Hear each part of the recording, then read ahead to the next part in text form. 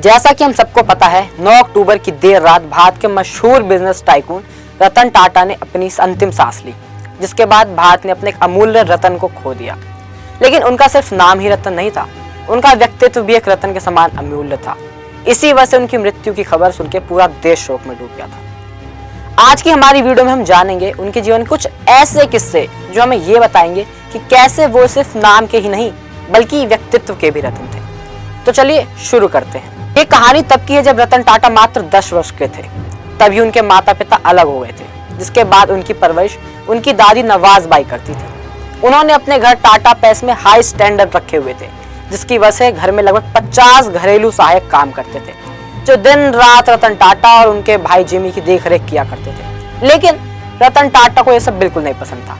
उन्होंने खुद बताया कि उनकी दादी के पास एक रोल्स रॉयस गाड़ी थी जो उन्हें स्कूल से लेने जाया करती थी। लेकिन रतन टाटा को इतनी शर्म आती थी कि वो अपने भाई के साथ रोल्स रॉयस में आने की जगह पैदल ही घर आ जाया करते थे।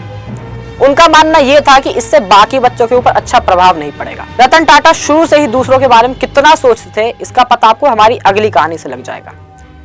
एक बार रतन टाटा हाईवे से गुजर रहे थे, जहां पर उन्होंने 3 पहिया लोडिंग गाड़ी का चालान कटते हुए देखा, क्योंकि 3 पहिया वाहन हाईवे पर अलाउड नहीं थे। जिसके बाद तुरंत रतन टाटा ने अपने कमर्शियल यूनिट के हेड गिरीश वाघ को बुलाया और एक ऐसा हल्का ट्रक बनाने को कहा जो न सिर्फ हाईवे पर चल सके बल्कि शहर में भी एंट्री कर सके। जिसके बाद क्या था, दिसंबर 2000 में इस प्रोजेक्ट पर काम शुरू हो गया।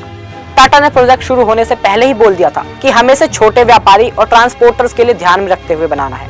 और आखिरकार 2005 में टाटा एस नाम से पहला मिनी ट्रक मार्केट में लाया गया और वो इतना सक्सेसफुल हुआ कि आज हम सारी दुनिया उसे छोटे हाथी के नाम से जानते हैं। जी हाँ, रतन टाटा सिर्फ इंसानों के बारे में ही नहीं बल्कि पशुओं के बारे में भी बहुत सोचा करते थे।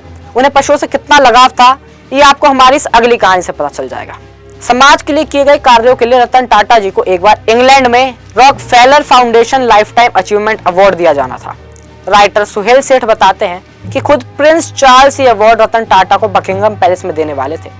लेकिन जब सुहेल सेठ इंग्लैंड पहुंचे तब उन्होंने देखा कि उनके फोन पर रतन टाटा की 11 मिस कॉल थी। उन्होंने तुरंत मिस्टर टाटा को कॉल किया और पूछा कि आखिर क्या हुआ।